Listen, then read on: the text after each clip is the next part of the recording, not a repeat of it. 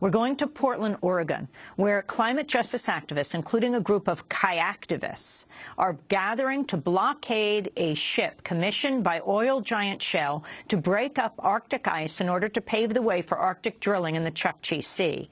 Early this morning, activists with Greenpeace rappelled from the St. John's Bridge in Portland to create an aerial blockade of the vessel. Joining us on the phone now, Annie Leonard, Executive Director of Greenpeace USA. She is standing by the bridge. Annie, tell us what's happening and what your group did today. It's an absolutely beautiful sight here as the sun has come up. In the middle of the night, 13 very brave activists rappelled over the side of the bridge.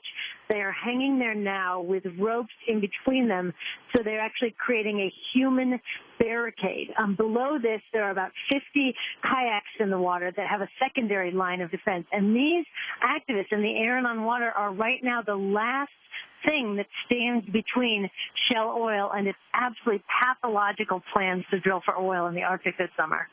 Explain how they have gotten this permission and what the people of Portland are doing.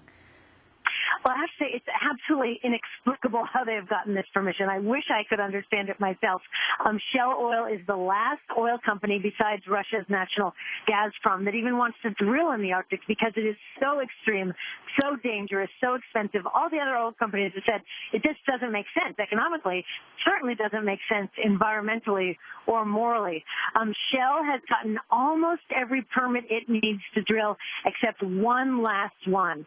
And our hope today is that by delaying this ship, it gives Obama time to take action, be the climate leader he says he wants to be, and deny this last permit.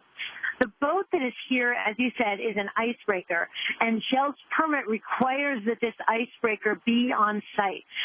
Shell left Seattle with its rigs last month, got up to the Arctic. They're under enormous time pressure because there's only a certain number of weeks that the region is ice-free. In 2012, when Shell went up there, it was a disaster, and they crashed, and their contractor got charged with 8 felonies. And this time, they have promised that they are safety-obsessed and Shell-ready. Yet this icebreaker, which was up in Alaska just last week, ran into something and got a 39-inch hole in its hull. So it is down here now getting repaired on a tight Annie Leonard, we have 5 seconds. Can President Obama do anything about this now? Absolutely. He can deny that last permit and take a stand for climate solutions. Absolutely. Annie Leonard, thank you for being with us, standing by the bridge where Greenpeace activists have formed an aerial blockade. Annie Leonard, Executive Director of Greenpeace USA. And that does it for our broadcast. Democracy Now! Produced by Mike Burke, Renee Feltz, Laura Gottesdiener, Dina Guzder, Amy Littlefield, Noreen Sheikh, Sam Alcoff, Robbie Karen, Steve Martinez. I'm Amy Goodman. Thanks so much for joining us. Our website's Democracy Now!